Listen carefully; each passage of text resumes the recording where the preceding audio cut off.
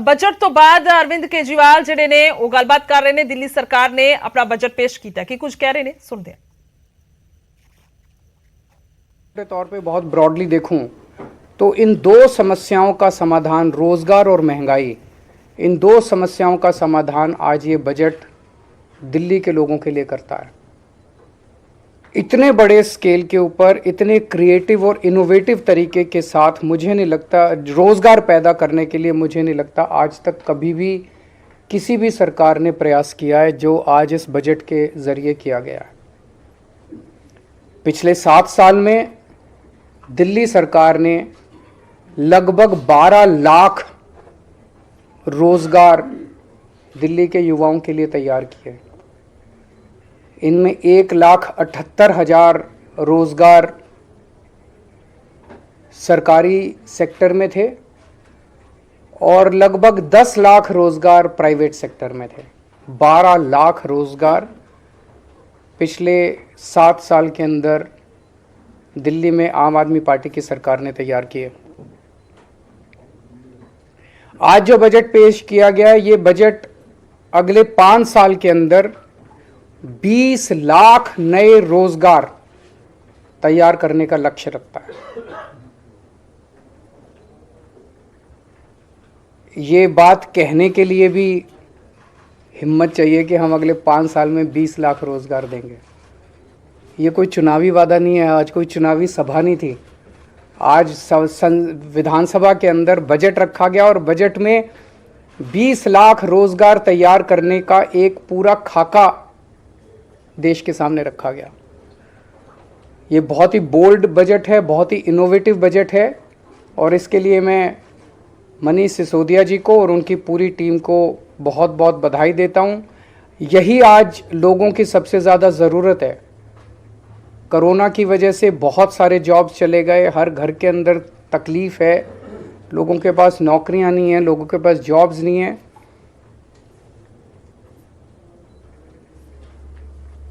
तो 20 लाख जॉब्स का ये जो बजट है, इसमें बताया गया कि दिल्ली में 1,68,00,000 लोग ऐसे हैं जो कि जॉब्स लेने के लिए सक्षम हैं।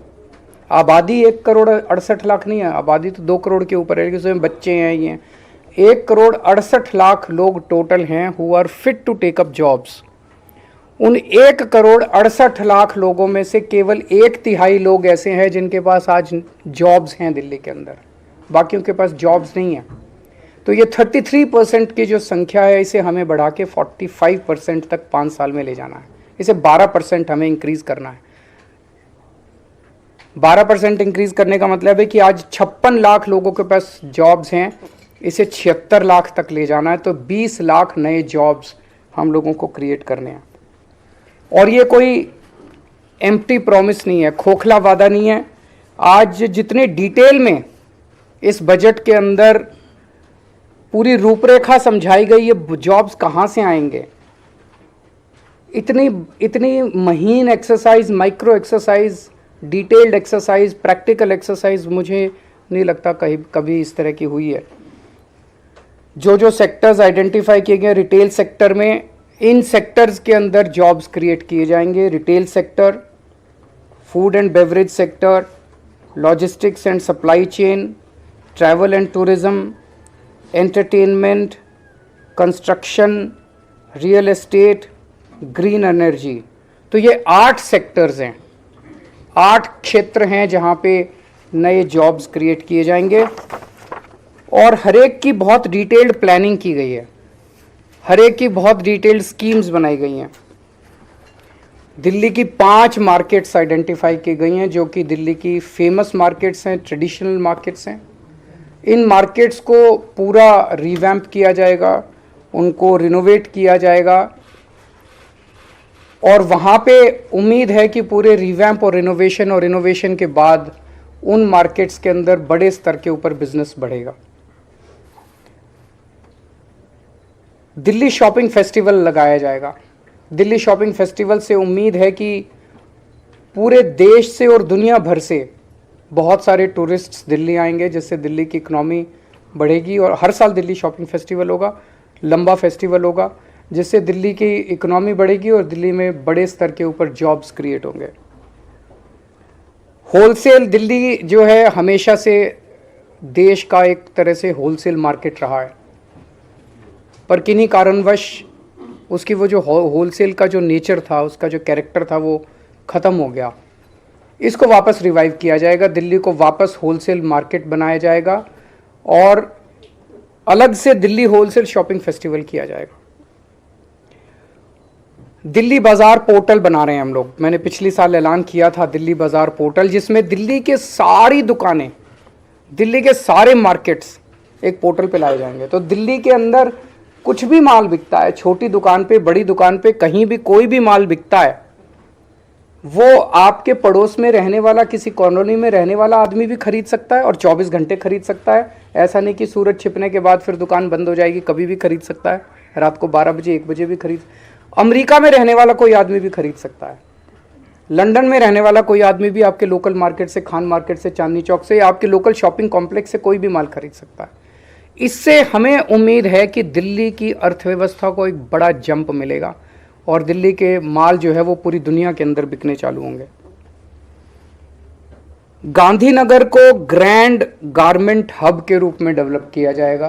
गांधीनगर का कपड़े का व्यापार जो है बहुत बड़ा है और इसको अगर हम अच्छे तरीके से, इसको सिस्टमैटिक तरीके से अगर रिवैम्प करके पूरे मार्केट को डेवलप किया जाए तो इसमें बहुत बड़ी अपॉर्चुनिटीज़ हैं।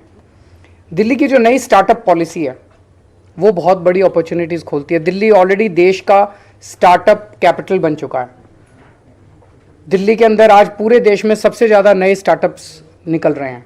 तो दिल्ली की जो स्टार्टअप पॉलिसी है, हमें उम्मीद है इसके ज़रिए बच्चे जो हैं वो बहुत सारे नए नए बिजनेस शुरू करेंगे और दूसरों को नौकरी देंगे। दिल्ली के जो नॉन कन्फॉर्मिंग इंडस्ट्रियल एरियाज़ हैं उसको सबको डेवलप किया जाएगा। यहाँ पे हमें उम्मीद है कि काफ़ी सारे जॉब्स निकलेंगे। जो फेमस फूड हब्स हैं उनको डेवलप किया जाएगा, उनको मार्केट किया जाएगा और फूड ट्रक पॉलिसी, जो खाने वाले ट्रक्स होते हैं, इसकी एक पॉलिसी बनाई जाएगी ताकि बड़े स्तर के ऊपर इनको प्रमोट किया जा सके। ये सारे वो चीज़ें हैं जो एक आम आदमी कर सकता है। हम कोई ऐसी चीज़ें नहीं कर रहे जिसके अंदर बहुत बड़ी कैपिटल की ज़रूरत है। जो एक आम आदमी, छोटा आदमी थोड़ी से कैपिटल से, छोटी कैपिटल से अपना बिजनेस शुरू कर सकता है। ये सारी चीज़ें, क्लाउड किचन क्लस्टर्स की स्थापना की जाएगी, इलेक्ट्रॉनिक सिटी बनाई जाएगी, e vehicle, solar energy, urban farming, इसके ज़रिए ऑलरेडी दिल्ली ईवी कैपिटल बन चुका है देश का। दिल्ली फिल्म पॉलिसी जो बनाई गई है, हमें उम्मीद है इसके ज़रिए बहुत सारे जॉब्स क्रिएट होंगे। रोज़गार बाज़ार पोर्टल जो हमने बनाया, रोज़गार पोर्टल जो बनाया था हमने पिछली साल, जैसे ही हमने शुरू किया उसमें 10 लाख के करीब जॉब्स निकले थे। इसका सेकंड वर्जन बनाया जा रहा है। तो इस तरह से ये जो 20 लाख जॉब्स का एक एक के सामने लिखा है कि ये करने से इतने जॉब्स क्रिएट होंगे, ये करने से इतने जॉब्स क्रिएट होंगे, ये करने से, ये पूरा डिटेल्ड प्लान आज देश के सामने रखा गया। दूसरी सबसे बड़ी समस्या लोगों के सामने है महंगाई की। महंगाई बहुत ज़्यादा बढ़ गई है, एक आम आदमी को अपना घर चलाना मुश्किल हो गया है। इसमें भी बहुत सारी चीज़ें ऐसी हैं जो दिल्ली के लोगों को, केवल और केवल दिल्ली के लोगों को मिल रही हैं और वो जारी रहेंगे। आज दिल्ली के अंदर सरकारी स्कूल बेहद शानदार हो गए हैं, शिक्षा फ्री है, कोई पैसा देने की ज़रूरत नहीं है, पूरी की पूरी शिक्षा फ्री है। ढेरों लोग अपने बच्चों को प्राइवेट स्कूल से निकाल के सरकारी स्कूलों में भर्ती करा रहे हैं। ढेरों लोग, इस साल 4.25 लाख लोगों ने प्राइवेट स्कूल से निकाल के सरकारी स्कूलों में भर्ती कराए हैं। अगर आपके घर में 2 भी बच्चे हैं पढ़ने वाले और प्राइवेट स्कूल में पढ़ते हैं, तो अगर 3-4 हज़ार 5 हज़ार रुपये तो एक बच्चे की फ़ीस आई जाती है। तो 10,000 रुपये पर मंथ एक आम आदमी का महंगाई के, इतनी महंगाई के ज़माने में बच गया, स्कूल का ही बच गया। बहुत बड़ी